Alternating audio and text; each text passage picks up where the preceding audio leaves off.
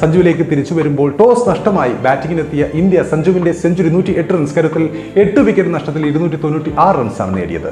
മുൻനിര തകർന്നു പോയി മൂന്നാമനായി ബാറ്റിംഗിനെത്തിയ സഞ്ജു ഉത്തരവാദിത്തത്തോടെ ബാറ്റ് വീശുകയായിരുന്നു. രാജ്യാന്തര ക്രിക്കറ്റിൽ സഞ്ജുവിന്റെ ആദ്യ സെഞ്ചുറി കൂടിയായിരുന്നു കഴിഞ്ഞ മത്സരത്തിൽ പിറന്നത്.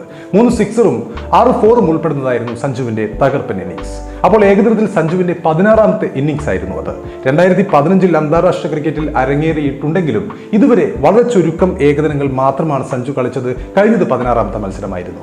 അപ്പോൾ അതിനെക്കുറിച്ച് ക്യാപ്റ്റൻ KL രാഹുൽ പ്രസന്റേഷൻ സെറമണിയിൽ പറയുകയും ചെയ്തു. ക്യാപ്റ്റന്റെ വാക്കുകൾ ഇങ്ങനെയായിരുന്നു: IPL സഞ്ജു ഒരു മികച്ച പ്രകടനങ്ങൾ പുറത്തെടുക്കാറുണ്ട്, നമ്മൾ കണ്ടിട്ടുണ്ട്.